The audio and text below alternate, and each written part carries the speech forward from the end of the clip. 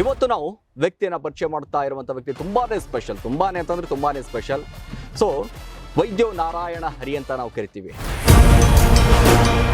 Private ಹಾಸ್ಪಿಟಲ್ಗಳಲ್ಲಿ ಒಂದು 10 ಬೆಡ್ನ free ಆಗಿ ಇರಿಸ್ಬಿಡಿ. ಯಾಕೆ ಸರ್ ನೀವು ಡಾಕ್ಟರ್ ಆಗಬೇಕು ಅಂತ ಅನ್ಸಿದ್ದು ಯಾಕೆ ಹಂಗೆ ಅಂತ?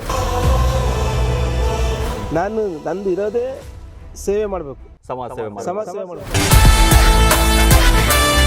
ಬಂದವರಿಗೆ ಒಳ್ಳೆ ಸೇವೆ ಕೊಡಬೇಕು, ಉಚಿತವಾಗಿ ಚಿಕಿತ್ಸೆ ಟ್ರೀಟ್ಮೆಂಟ್ ಕೊಡ್ಬೋದು. ಆಮೇಲೆ ಕಣ್ಣು ತಪಾಸಣೆಗಳಾಗಿರ್ಬೋದು, ಬೇರೆ ಏನೇ ಇದ್ರೂ ಕೂಡ ಒಂದು ಸೇವೆನ ಜನರಿಗೆ ಮುಟ್ಟಿಸ್ಬೇಕು.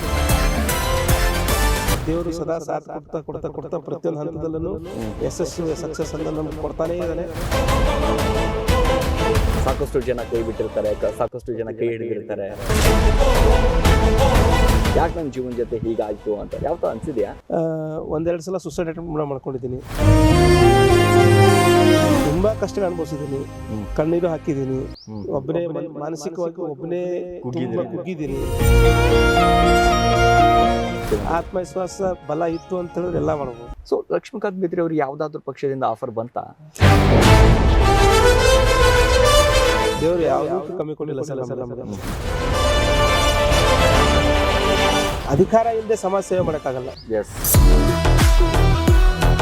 ಫಿಸಿಯೋಥೆರಪಿ ಅಂತ ಫೆಸಿಲಿಟಿ ಕೂಡ ಇಲ್ಲಿ ಬಿಜಾಪುರ ಸೋಲಾಪುರ ಬಿಟ್ಟರೆ ಎಲ್ಲಿಲ್ಲ ಇಂಡಿಯಲ್ಲಿ. ಹೌದು, ಅಂತ ಫೆಸಿಲಿಟಿ ಕೂಡ ನಾವು ಇಲ್ಲಿ ಅವೈಲೇಬಲ್ ಮಾಡಿದ್ದೀವಿ. ಯಾವುದೋ ಒಂದು ಪಕ್ಷಕ್ಕೆ ಬಂದ್ರು, ಯಾವುದೋ ಒಂದು ರಾಜಕೀಯ ಪಾರ್ಟಿಗೆ ಬಂದ್ರೆ ನಾವು ಸಮಾಜ ಸೇವೆ ಮಾಡ್ತೀವಿ ಅನ್ನುವಂತ ಮನಸ್ಥಿತಿ ಬರುತ್ತಾ ಅಂತ? ಈಗ ನನಗೆ ಯಾವುದೂ ಪಕ್ಷನೇ ಇಲ್ಲ, ಆದ್ರೂ ಮಾಡ್ತಾ ಇದ್ದೀನಿ. ನಾನು ಸ್ಕೂಲ್ಗಳನ್ನ ಕಟ್ಸ್ಕೊಡ್ಬೋದು, ಅಂಗನವಾಡಿ ಕೇಂದ್ರಗಳನ್ನ ಕಟ್ಸ್ಕೊಡ್ಬೋದು. ಯಾಕೆ ಸರ್ಕಾರನೇ ಮಾಡ್ಬೇಕಾ?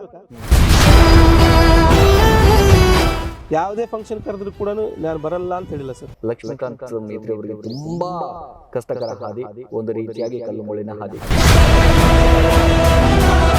ನಮಗೆ ನನ್ನ ಮೇಲೇನೆ ನನಗೆ ಅಪಾರವಾದ ನಂಬಿಕೆ ಏನಪ್ಪಾ ಅಂತ ಹೇಳಿದ್ರೆ, ಯಾರು ನಮ್ಮ ಅಪೋಸಿಷನ್ ಬರಲ್ಲ.